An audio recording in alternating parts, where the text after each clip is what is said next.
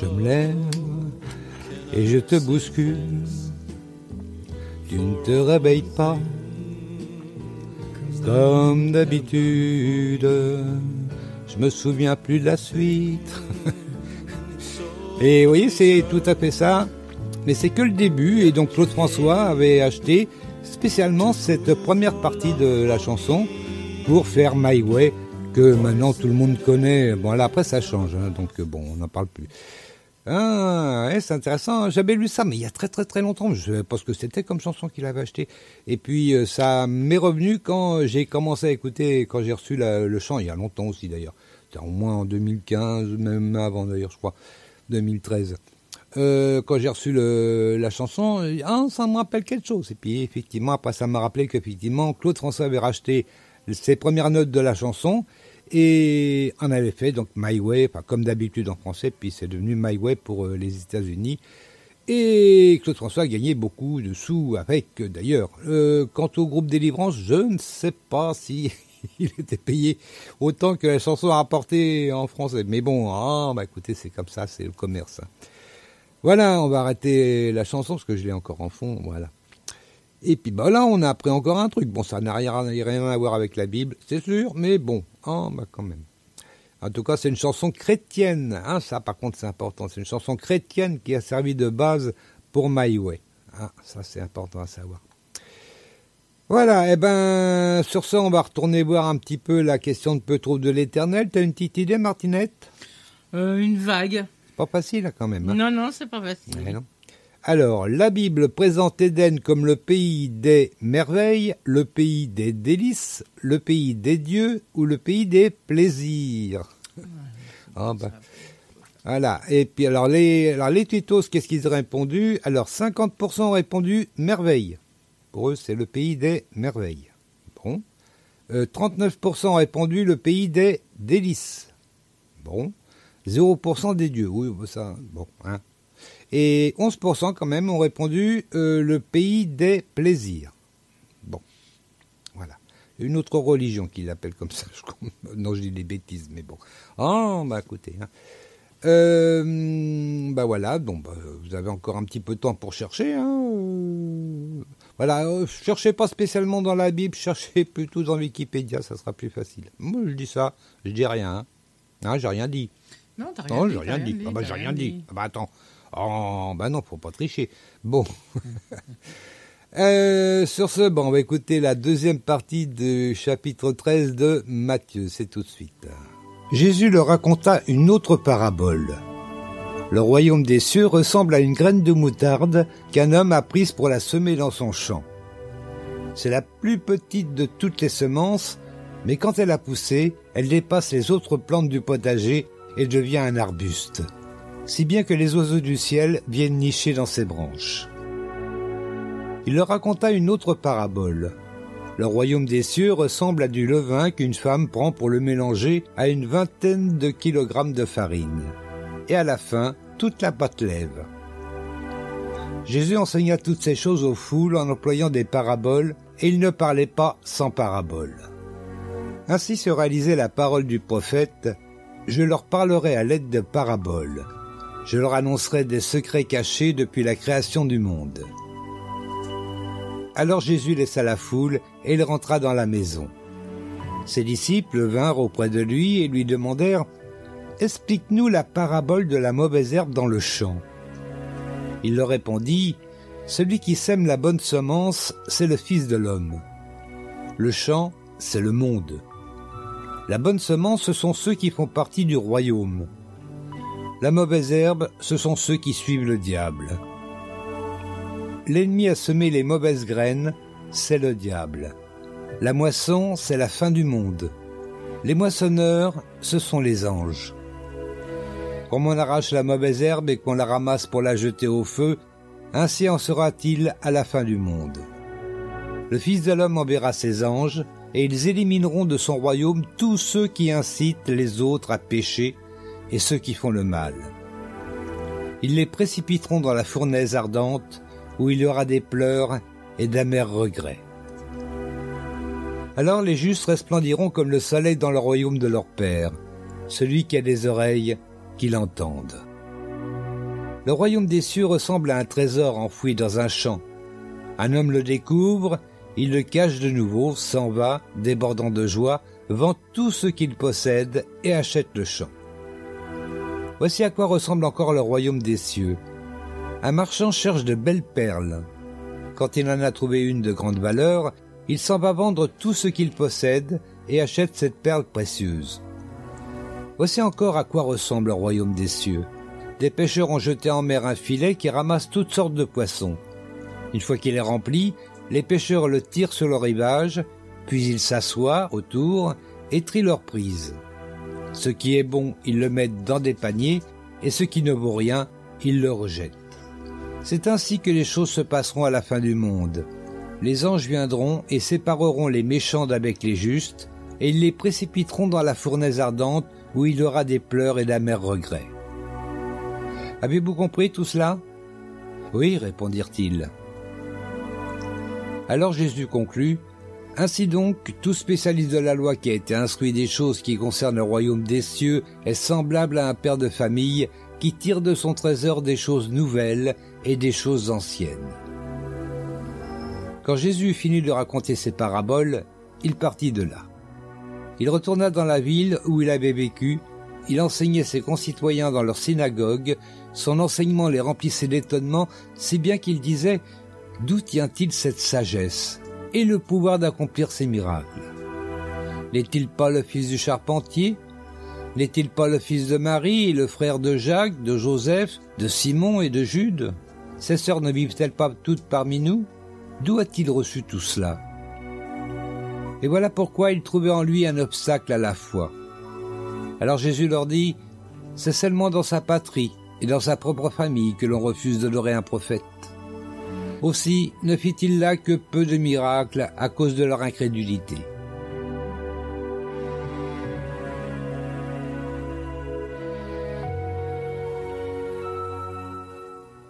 Oh, c'est joli.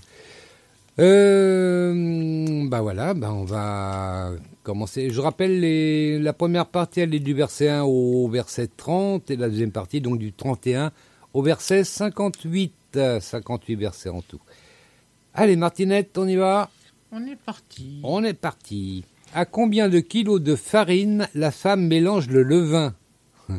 À combien de kilos de farine la femme mélange le levain? 5, 10 ou 20? Ah là, allez, tic-tac.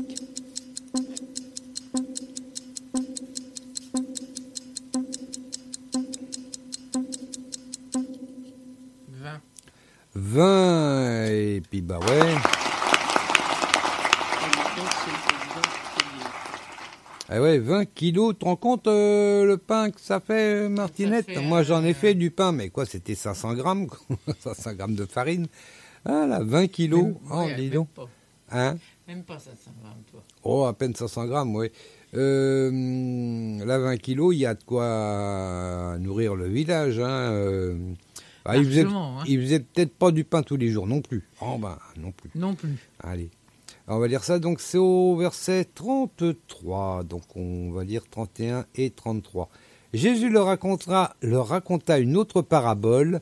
Le royaume des cieux ressemble à une graine de moutarde qu'un homme a prise pour le semer dans son champ.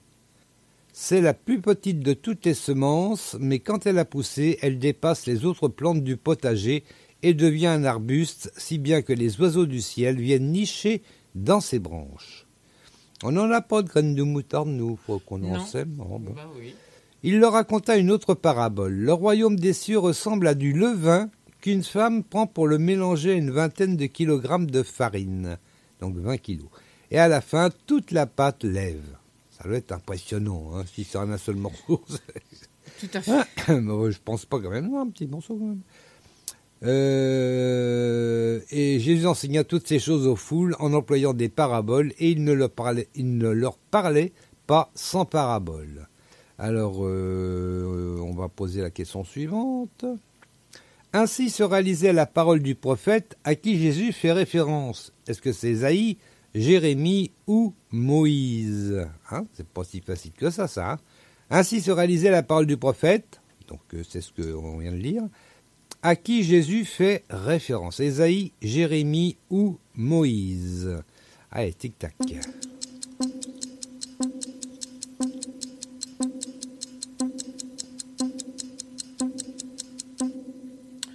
Ésaïe. Tu dirais Ésaïe. Eh ben non. Ah non, c'est c'est Jérémie. Non, mais c'était pas facile. Hein. Là, c'était Jérémie. Alors, c'est au chapitre 33, chapitre 33, verset 33. 3, pardon. Oh, bah, je ne peux pas y arriver. Hein. Alors, il nous dit donc, je fais appel à moi et je te répondrai. Je te révélerai des réalités importantes et inaccessibles, des réalités que tu ne connais pas. Bon, c'est pas tout à fait pareil, mais c'est pas loin quand même. Hein.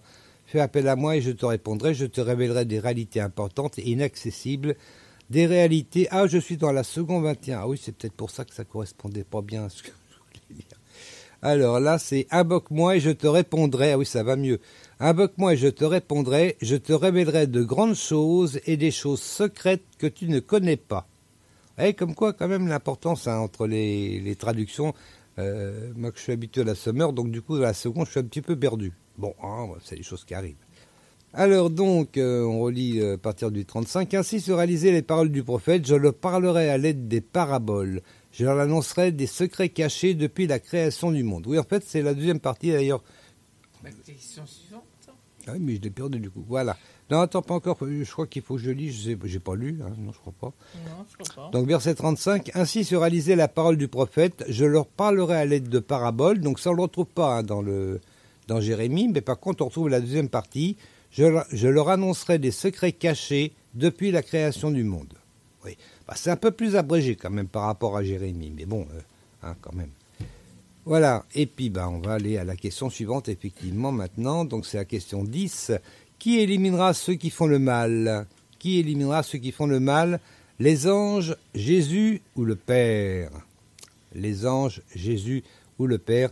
Ah, tic-tac.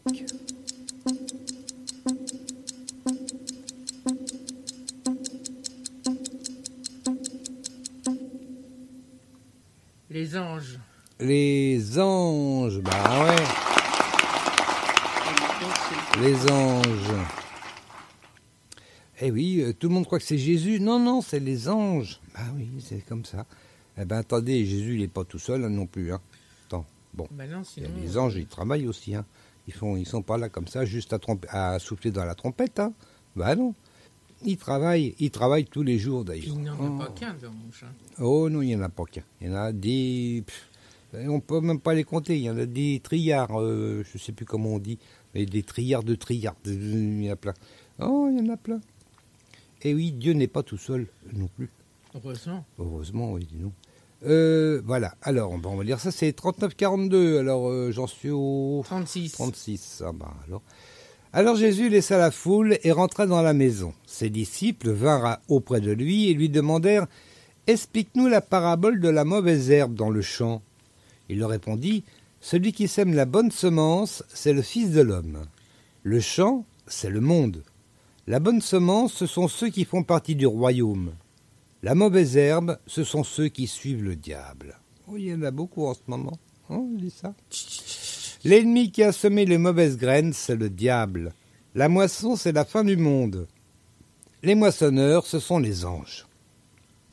Comme on arrache la mauvaise herbe et qu'on la ramasse pour la jeter au feu, ainsi en sera-t-il à la fin du monde. Le Fils de l'homme enverra ses anges, et ils élimineront de son royaume tous ceux qui incitent les autres à pécher. Ah, ça c'est important. Ce qu'on dit, oui, c'est que ceux qui font le mal qui iront. Non, ceux qui incitent les autres à le faire, ils iront avec. Ah, ben, et peut-être sans doute les premiers, hein, si je suis l'ordre du verset. Hein. Ils élimineront de son royaume tous ceux qui incitent les autres à pécher et ceux qui font le mal. Voilà. Eh ben oui, ça va faire du monde. Voilà, ils les précipiteront dans la fournaise ardente où il y aura des pleurs et d'amers regrets. Dans certaines traductions, c'est des grincements de dents. Oui, hein, c'est ce que j'allais te dire d'ailleurs. Voilà. Mais là, c'est d'amers regrets. Ben, quand on a... C'est vrai qu'à mon avis... Quand on fait des bêtises, on regrette. À mon avis, il y en a beaucoup qui vont regretter les bêtises qu'ils ont fait... Quand je dis les bêtises qu'ils ont fait sur la terre. Oui. Mais bon. Et ils vont grincer des dents, mais oui, mais ça sera trop tard. Eh ben oui, c'est comme ça, que voulez-vous que je vous dise. Mieux vaut